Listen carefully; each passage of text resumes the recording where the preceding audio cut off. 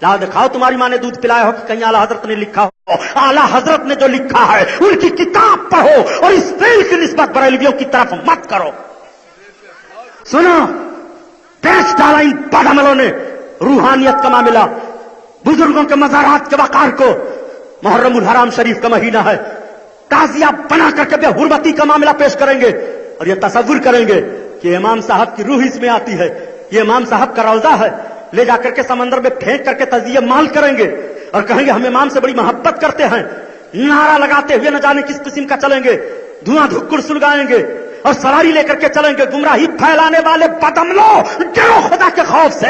इमाम अली मकाम की रूह को ना दुख दो। ताजिया से इमाम की रूह नहीं खुश होगी, ढोल से नहीं खुश होगी, ताशे से नहीं खुश होगी। तो कुरान पढ़ले शहादत के दिन इमाम की रूह खुश हो जाएगी। तो रोजा रख ले शहादत के दिन इमाम की रूह खुश हो जाएगी। तो गरीबों को खाना खिला दे, इमाम की रूह खुश हो जाएगी। तो गरीबों को कपड़ा पहना दे, इमाम की रूह खुश हो जाएगी। इमाम के नक्शे कदम पर चल करके इमाम की रूह को खुशको करो। ताजिया ढोल बाजा गाजा से इमाम की रूह खुश नहीं होगी, बल्कि इमाम का रूहानी फटकार तुम पर पड़ेगा।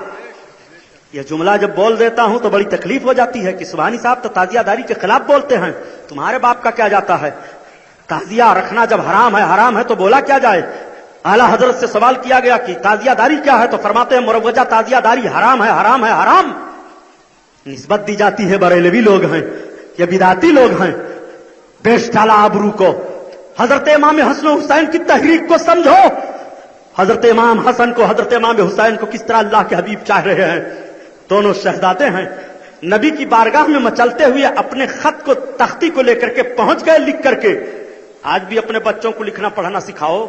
इमाम अली मकाम अपने बचपन में लिखने के पैगाम से नाना जान के उम्मतियों को लिखने का पैगाम दे रहे हैं। हुसैन ने बचपन में लिखा पढ़ा है, अपने बच्चों को बचपन में लिखाओ पढ़ाओ। ये हजरत इमाम हुसैन की जिंदगी से सबक मिल रहा है।